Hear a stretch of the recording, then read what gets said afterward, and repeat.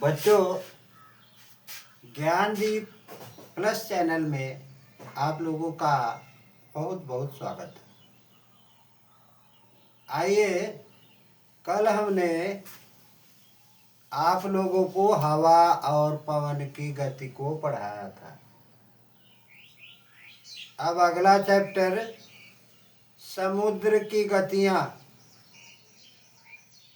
समुद्र में कैसी गति होती है और क्या होती है उसे हम जानेंगे। बच्चों देखो, समुद्र की गतियाँ। पृथ्वी जो है इस पर लगभग 70.8% क्या है, जल है और 29.2% स्थल है। इसीलिए इसे नीला ग्रह कहा जाता है। आप कभी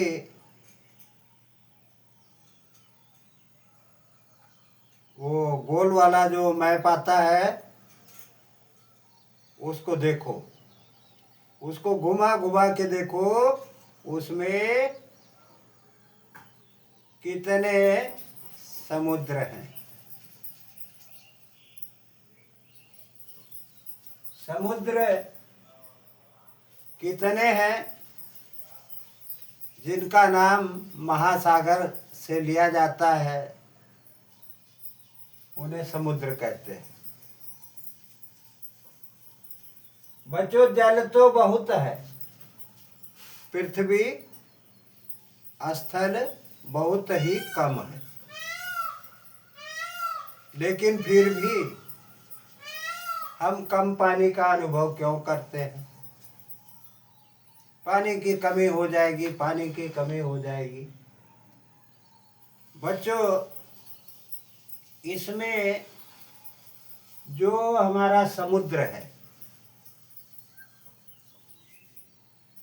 समुद्र का पानी जो है वह तमाम प्रकार के नमकों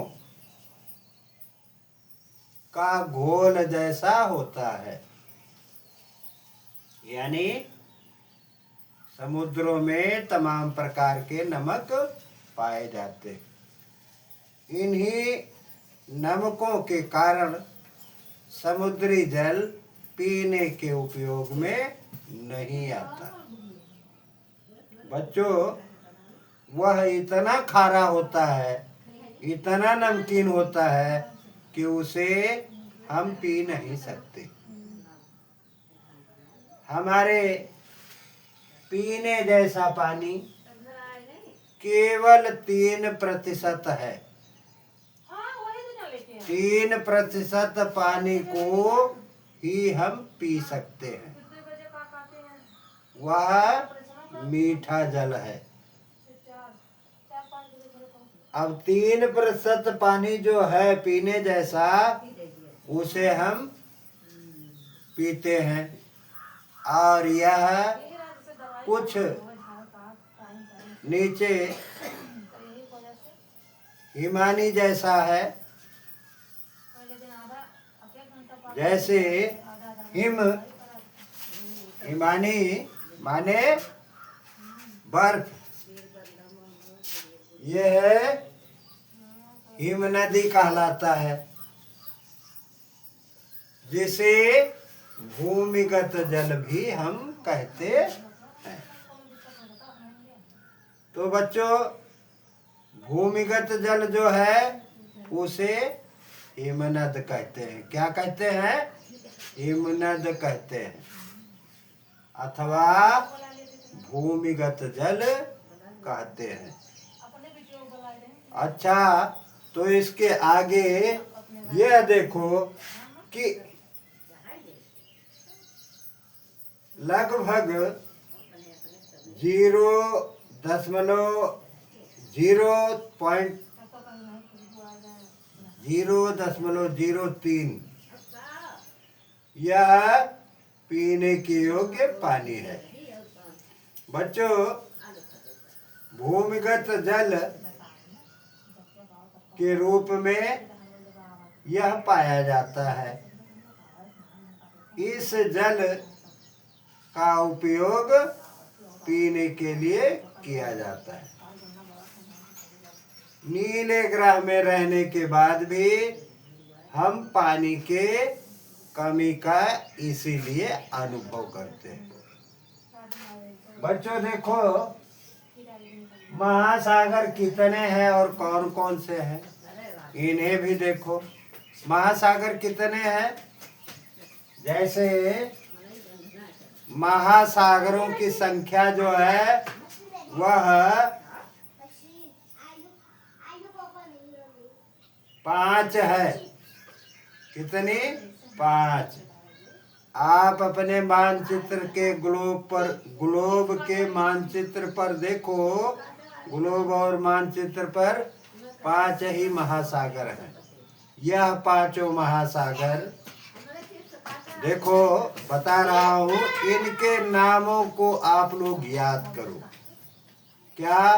प्रशांत नंबर 1, अटलांटिक नंबर 2, हिंद महासागर नंबर 3, आर्कटिक महासागर नंबर 4, दक्षिणी महासागर नंबर 5।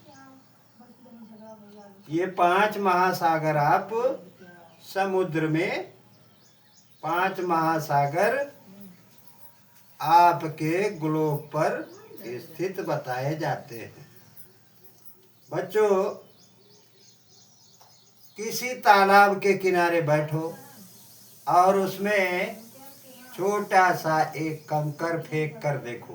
क्या कभी ऐसा किया? कंकड़ को फेंकेंगे तो हम देखेंगे कि उसमें तरंगे उठती हैं और वह बिल्कुल किनारे की तरफ तक जाती और किनारे की तरफ जाकर के वह गति करती हैं।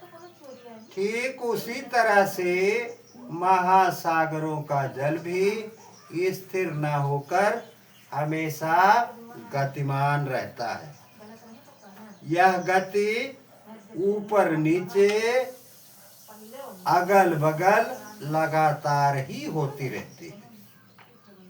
तो बच्चों, यह गति कहीं तेज हो जाती है तो कहीं धीमी हो जाती है।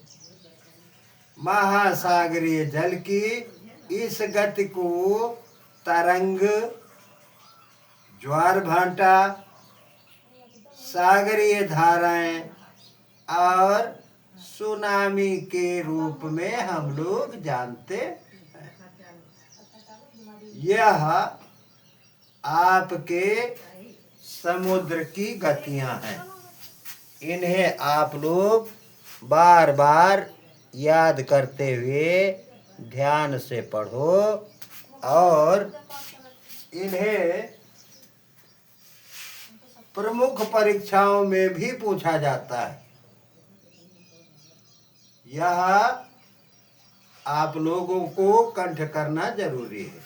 जहाँ से भी आप इस चैनल को देख, सुन और पढ़ रहे हैं, पढ़ते रहिए, देखते रहिए और अपने मित्रों को भी शेयर कर करके और सब्सक्राइब करवा करके उन्हें भी लाभ दिलाते रहिए। बच्चों, धन्यवाद।